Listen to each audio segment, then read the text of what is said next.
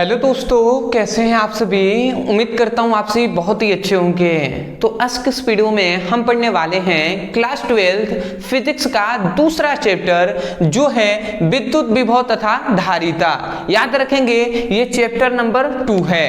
इससे पहले का जो चैप्टर 1 था विद्युत आवेश तथा क्षेत्र, उसको पूरी तरीके से हमने कंप्लीट कर दिया है। डिस्क्रिप्शन बॉक्स में लिंक भी हमने दे देंगे फिजिक्स और केमिस्ट्री दोनों का। आप चाहें तो इस वीडियो को देखने के पश्चात उस लिंक पे क्लिक करके अपनी पढ़ाई कर सकते हैं। तो चलिए अभी स्टार्ट करते हैं और हम समझ लेते हैं। फिलहाल आज का ये इस चैप्टर का पहला वीडियो है। बेसिक से हम शुरुआत करेंगे। सबसे पहले हम जानेंगे कि विद्युत विभव कहते किसे हैं और विभवांतर कहते किसे हैं। इन दोनों का परिभाषा जानेंगे, इन दोनों का फॉर्मूला जानेंगे, मात्रक क्या होता है, राशि क्या होता है, बीमीय सूत्र क्या होता है, इनका अर्थ क्या होता है, पूरा हम डिटेल में एक्सप्लेन करने वाले हैं। तो चलिए दोस्तों हम स्टार्ट करते हैं और समझने का प्रयास करते हैं। देखिए आप सभी को पता होगा कि मेरा सिखाने का या पढ़ाने का एक ही लक्ष्य होता है और मैं वैसा ही करता हूँ। क्या कि मैं समझाकर याद कराता हूँ, न कि रटवाकर। समझकर आपको भी याद करने का प्रयास करना है। देखिए सबसे पहली बात, यदि हम अर्थ पे बात करें कि विद्युत विभव का अर्थ क्या होता है, तो देखिए विद्युत विभव का अर्थ होता है आवेश प्रवाह के, याद रखेंगे ये बात, आवेश प्रवाह के, आवेश प्रवाह की दिशा बताने वाला कारक।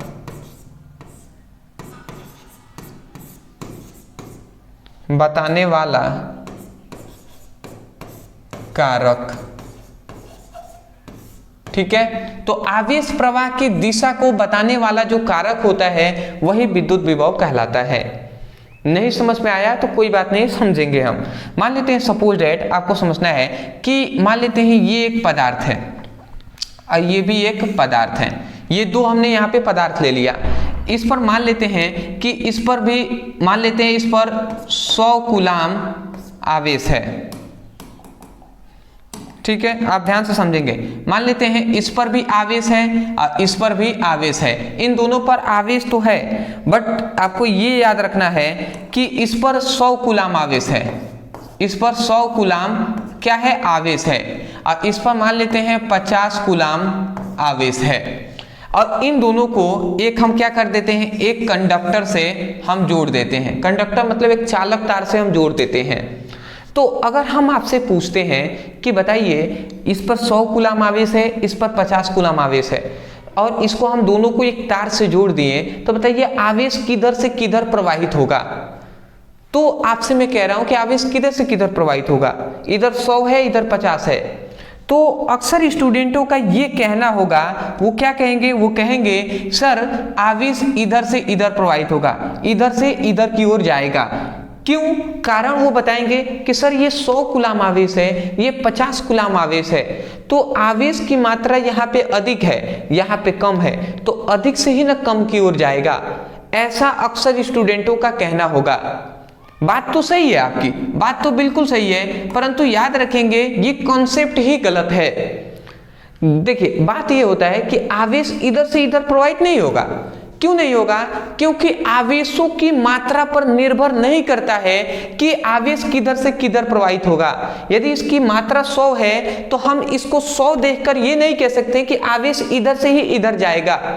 आवेशों की मात्रा पर बिल्कुल निर्भर नहीं करता कि आवेश इधर से इधर प्रवाहित होगा, बल्कि निर्भर किस पर करता है, विद्युत विभव पर। जैसे कि मान लेते हैं ये 100 कूलाम आवेश है, तो इस पर जो ये 100 कूलाम आवेश है, तो इस पर मान लेते हैं ये 100 कूलाम आवेश है, तो इस पर ये 100 कूलाम आवेश है, तो इस पर मान लेते हैं विभवांतर क्या है, 20 वोल्ट है। और ये 50 कूलाम आवेश है, तो इस पर विभवांतर 10 वोल्ट है, ठीक है। तो देखिए इस पर क्या है, इस पर है 20 वोल्ट और इस वाले पदार्थ पर क्या है, 10 वोल्ट है। तो अब देखिए अब हमें पता चल गया कि इस पर विभव है 20 वोल्ट और इस पर है 10 वोल्ट। तब जाकर अब हम कह सकते हैं कि आवेश इधर से इधर प्रवाहित होगा। क्यों? क्योंकि विभव पर मतलब आवेश किधर से किधर प्रवाहित होगा, ये आवेश की मात्रा पर निर्भर नहीं होता है, निर्भर किस पर होता है, विद्युत विभव पर निर्भर करता है कि विद्युत विभव किसका अधिक है। जैसे इसका अधिक है 20 है, इसका 10 है, तो इधर से इधर प्रवाहित होगा। सपोज डेट ऐसे हम मान लेते हैं, आप कहेंगे तो ऐसे हम मान लेते हैं कि यदि मान लेते हैं कि इसका मान लेते हैं इसका 10 वोल्ट हो जाए और इसका 20 वोल्ट विभव हो, तब जाकर आपसे अगर कोई पूछ दे कि बताइए किधर से किधर आवेश प्रवाहित होगा, तो अब हम कहेंगे कि आवेश जो होगा ना वो इधर से इधर प्रवाहित होगा। क्यों? भले ही आवेश कम है परंतु विभव का मान यहाँ पे अधिक है ना, तो विभव का मान अधिक है, तो विभव का जैसे ही मान अधिक होता है तो आवेश इधर से मतलब कम से अधिक की ओर प्रवाहित होने लगेगा। क्यों? कारण ये है क्योंकि विभव अधिक है इस वाले विभव से। तो बात समझ में आ गया कि आवेश प्रवाह की दिशा बताने वाला जो कारक होता है, यही ना विद्युत विभव ही तो बता रहा है ना कि आवेश इधर से इधर प्रवाहित होगा। तो आवेश प्रवाह के कारक मतलब आवेश प्रवाहित होने वाले मतलब आवेश को प्रवाह होने वाले जो कारक होते हैं, आवेश प्रवाह की दिशा बताने वाले जो कारक होते हैं, वही क्या कहलाते हैं, विद्युत विभव कहलाते हैं। मैं आशा करता हूं कि आपको आसानी तरीके से विद्युत विभव का जो अर्थ है वो आपको समझ में आ गया होगा। तो ये तो फिलहाल अर्थ था, परिभाषा नहीं। अगर कोई पूछ देता है विद्युत विभव कहते किसे हैं, तो आप डायरेक्ट नहीं कहेंगे कि आवेश प्रवाह की दिशा बताने वाला कारक विद्युत विभव कहलाता है, ऐसे आपको नहीं कहना है। ये तो अर्थ है ना, हमें तो परिभाषा लिखना होता है एग्जाम में। तो परिभाषा पे बात करें तो परिभाषा आप सुनिएगा। परिभाषा हम कैसे करते हैं, हम करते हैं इसका विद्युत विभव का फॉर्मूला होता है, विद्युत विभव को V से दर्शाते हैं और V = W/Q होता है। ये विद्युत विभव का क्या है, फॉर्मूला होता है। ये फॉर्मूला आपको याद रखना है, विद्युत विभव का ये फॉर्मूला है। अब बात यहाँ पे ये आती है, विद्युत विभव का फॉर्मूला है V = W/Q, जहां ये W क्या है, W है कार्य और ये Q क्या है, आवेश है। इतनी बात आपको पता है। अभी क्या है, विभव है। तो यदि यहाँ पे ये जो Q का मान है, यदि Q के मान को 1 ले लेते हैं मतलब एकांक ले लेते हैं, ठीक है, यदि Q के मान को 1 ले लेते हैं तो सोचिए यदि Q की जगह पर 1 हो तो उस समय पे जो V होगा वो W के बराबर होगा कि नहीं होगा। जो V होगा वो W के क्या हो जाएगा, इक्वल हो जाएगा। जो V है वो W की इक्वल हो जाएगा, होगा ना। तो यहाँ पे हम वही बात कह रहे हैं, हम यहाँ से परिभाषा कह सकते हैं। देखिए ये Q क्या है, आवेश है। Q क्या है, यहाँ पे आवेश है। तो हम यही परिभाषा कह सकते हैं कि एकांक आवेश पर किया गया कार्य विद्युत विभव कहलाता है। अरे W यहाँ पे क्या है, कार्य ही तो है। अब V क्या है, यहाँ पे V है विभव, V यहाँ पे विभव ही है। तो हम यही कह रहे हैं कि एकांक आवेश पर किया गया कार्य विद्युत विभव कहलाता है। तो ये हुआ इसका परिभाषा। बट आपके क्वेश्चन में या आपके दिमाग में एक क्वेश्चन आना ही चाहिए कि सर एकांक आवेश पर किया जा रहा है कार्य, परंतु किस प्रकार का कार्य हो रहा है ये तो हमें बताना होगा ना, तभी तो परिभाषा पूरे तरीके से कंप्लीट होगा। तो वो भी हम आपको यहाँ पे बता रहे हैं। सपोज डेट ये एक मान लेते हैं, एक ये क्या है, विद्युत क्षेत्र है। ये क्या है, विद्युत क्षेत्र है। मैं इसका नाम लिख दूं, ये क्या है, विद्युत क्षेत्र है। देखिए हमने एक परिभाषा यहां से बता दिया है। क्या हमने बताया कि एकांक आवेश पर किया गया कार्य विद्युत विभव कहलाता है, परंतु किस प्रकार का कार्य हो रहा है वो भी समझ लीजिए। यहाँ पे ये क्या है, एक विद्युत क्षेत्र है। अब इस विद्युत क्षेत्र से यहाँ पर एक आवेश है, एकांक धन आवेश। यहाँ पर एक क्या है, एकांक धन आवेश है, इसका नाम है एकांक धन आवेश। एकांक धन आवेश कहते हैं या परीक्षण आवेश भी कहते हैं। और ये कहां पर है, तो ये याद रखेंगे, ये है अनंत पर। ठीक है, ये कहां पर है, अनंत पर है। तो ये जानते हैं ये जो आवेश है वो कहां पर है, अनंत पर है। तो यहां पे यही बात बताया गया ना, ये विद्युत क्षेत्र है। ये क्या है, विद्युत क्षेत्र है। तो यहाँ पे यही बात बताया गया कि एकांक आवेश को ध्यान से समझेंगे, एकांक धन आवेश भी कह सकते हैं या एकांक आवेश भी कह सकते हैं। तो एकांक आवेश को अनंत से विद्युत क्षेत्र के किसी बिंदु तक लाने में जो किया गया कार्य होगा वो कार्य ही क्या कहलाएगा, वो कार्य ही विद्युत विभव कहलाता है। समझ रहे हैं, एकांक आवेश को क्या हम ला रहे हैं, एकांक आवेश पर किया गया कार्य विद्युत विभव कहलाता है। परंतु किस प्रकार का कार्य किया जा रहा है, तो एकांक आवेश को हम अनंत से विद्युत क्षेत्र के किसी बिंदु तक लाने में जो किया गया कार्य है वही कार्य की हम बात कर रहे हैं कि विद्युत विभव कहलाता है। तो अब अगर आपसे कोई परिभाषा पूछता है तो आप क्लियर होकर ये परिभाषा कहेंगे, क्या कहेंगे, आप कहेंगे कि एकांक आवेश को अनंत से विद्युत क्षेत्र के किसी बिंदु तक लाने में किया गया कार्य विद्युत विभव कहलाता है। मैं आशा करता हूं आप समझ गए होंगे। देखिए थोड़ा टाइम लगता है बट मैं चाहता हूं ना कि आप हमेशा समझें और समझकर याद करें, और ऐसा आप समझें कि आपको समझाने में कोई भी परेशानी ना हो। आप अपने दोस्त को समझाएं और ऐसा समझाएं कि वो कभी जीवन में भूले ना, ऐसे ऐसे आपको समझाना है, ठीक है। तो आप यही परिभाषा लिखेंगे। आप क्या लिखेंगे, आप लिखेंगे, मैं यहाँ पे लिख दे रहा हूं, आप यही लिखेंगे एकांक आवेश को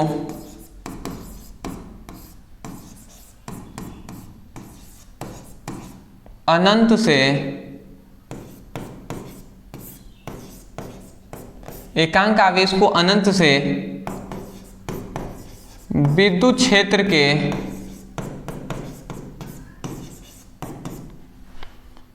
किसी बिंदु तक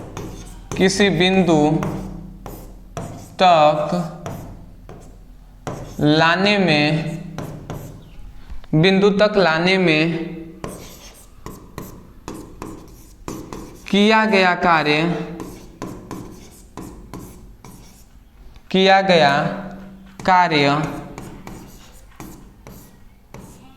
विद्युत विभव कहलाता है। विद्युत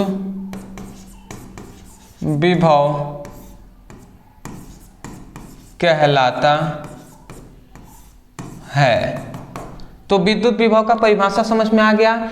एकांक आवेश को अनंत से विद्युत क्षेत्र के किसी बिंदु तक लाने में किया गया कार्य विद्युत विभव कहलाता है। मैं आशा करता हूं परिभाषा आपको अच्छे तरीके से समझ में आ गया होगा। पहले हमने अर्थ देखा, परिभाषा हमने फिगर से याद किया है कि एकांक आवेश को अनंत से विद्युत क्षेत्र के किसी बिंदु तक लाने में किया गया कार्य विद्युत विभव कहलाता है। मैं आशा करता हूं कि आपको समझ में आ गया होगा। फिलहाल मैं इसे मिटा दे रहा हूं। जो बहाल है, ठीक है, फिलहाल मैं इसे मिटा दे रहा हूं। ठीक, ये इसका फॉर्मूला हो गया। ये बात आपको पता है, V = W/Q होता है। जहां तक बात है इसकी 3 क्वेश्चन इस पे पूछ लिए जाते हैं, वो क्वेश्चन मैं यहाँ पे लिख दे रहा हूं। सबसे पहले इसका मात्रक पूछा जाता है, दूसरा आपसे पूछा जाता है राशि क्या होता है, और तीसरा इसका बीमा पूछा जाता है। ठीक है, ये तीनों चीजें पूछी जाती हैं। तो देखिए सबसे पहली बात, यदि हम मात्रक पे बात करें तो इसका पहला मात्रक आपको ऐसे ही याद रखना है। इसका पहला मात्रक होता है वोल्ट। क्या होता है? वोल्ट होता है। और इसका एक और मात्रक होता है जिसे हम क्या जानते हैं? जूल प्रति कूलाम। कार्य का मात्रक होता है जूल, आवेश का मात्रक होता है कूलाम। तो दूसरा ये भी याद रखेंगे कि जूल प्रति कूलाम भी, जूल प्रति कूलाम ये भी किसका मात्रक है? ये भी विद्युत विभव का ही मात्रक है। राशि पे बात करें तो ये एक कौन सी राशि होती है? ये एक अदिश राशि, अदिश राशि। ठीक है, तो जो विद्युत विभव होता है वो कौन सी राशि होती है? वो एक अदिश राशि होती है। ठीक है, यहाँ पे अगर हम बीमा की बात करें तो इसकी बीमा होता है ML2T-3 A-1। ये इसका बीमीय सूत्र होता है। ML2T-3A-1। ये क्या होता है, विद्युत विभव का फॉर्म क्या होता है, बीमीय सूत्र होता है। तो मैं आशा करता हूं कि विद्युत विभव का जो अर्थ होता है, परिभाषा, फॉर्मूला, मात्रक, राशि और बीमीय सूत्र, ये सब कुछ आपको अच्छे तरीके से समझ में आ गए होंगे। याद रखेंगे, बीमीय सूत्र ज्यादातर स्टूडेंट याद नहीं करते हैं और याद हो भी नहीं पाता है, इसलिए मैं कहूँगा निकालना हमने सिखाया है। विद्युत जो बीमीय सूत्र कैसे निकाला जाता है तो आप सीख सकते हैं क्लास 11th के बैच में जाकर, ठीक है। आप केवल लिखेंगे बीमीय सूत्र निकालना सीखें ब्रदर सर, इतना लिखकर यूट्यूब पर भी सर्च करेंगे, वीडियो आपको वहां पे मिल जाएंगे। आगे बढ़ते हैं। दूसरा आता है विभवांतर। अब देखिए विभवांतर किसे कहते हैं, इसका हमें परिभाषा करना है। विभवांतर का सिंपल सा परिभाषा मैं यहाँ पे बता दे रहा हूँ, ध्यान से आप समझेंगे। विभवांतर का क्या मतलब है, ये एक सपोज दैट ये एक क्या है, विद्युत क्षेत्र है।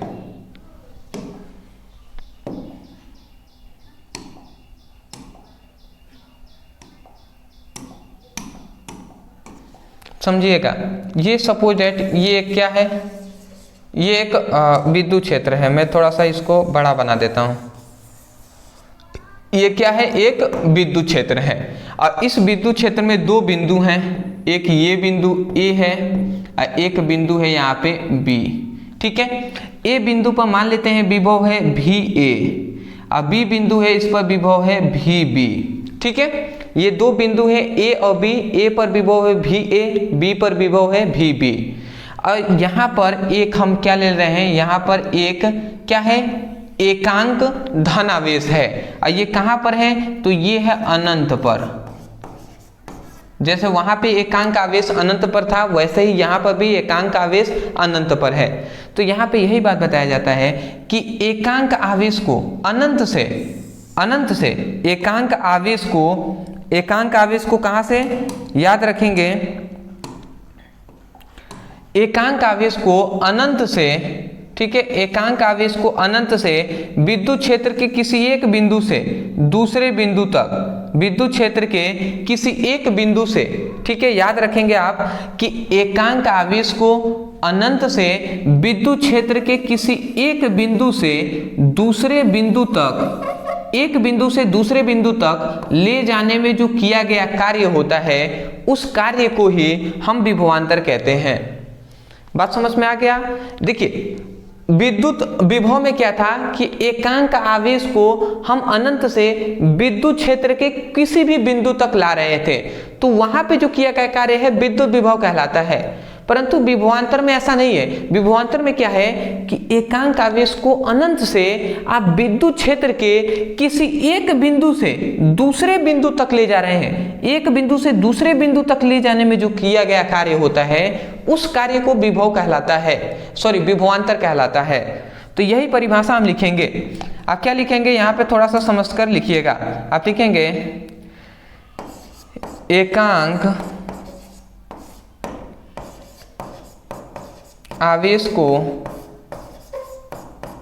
एकांक आवेश को अनंत से, एकांक आवेश को अनंत से विद्युत क्षेत्र, एकांक आवेश को अनंत से विद्युत क्षेत्र के किसी, विद्युत क्षेत्र के किसी एक बिंदु से, किसी एक बिंदु से दूसरे बिंदु तक ले जाने में किया गया कार्य, किया गया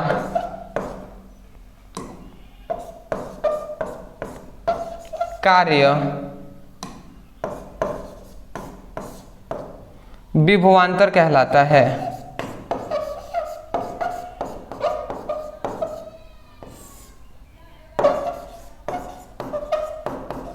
ठीक है, तो मैं आशा करता हूं आपको समझ में आ रहा होगा। देखिए मैं कहूंगा यहां से परिभाषा आप याद मत कीजिए, आप यहां से याद कीजिए। आप फिगर से याद कीजिए कि एकांक आवेश को अनंत से विद्युत क्षेत्र के किसी एक बिंदु से दूसरे बिंदु तक ले जाने में जो किया गया कार्य है उस कार्य को ही विद्युत विभवांतर कहते हैं। तो ये हुआ इसका परिभाषा। जहाँ तक बात है इसके फॉर्मूले के, तो याद रखेंगे विद्युत विभव का एक ये क्या है, एक ये भी फॉर्मूला होता है और एक ये भी होता है कि V इक्वल टू, विद्युत विभव का एक और फॉर्मूला होता है, विद्युत विभव का एक और फॉर्मूला होता है V equal to VA minus VB। ठीक है, तो विद्युत विभव का एक क्या होता है, एक ये भी क्या होता है, फॉर्मूला होता है। तो इस फॉर्मूले को भी आपको याद रखना है।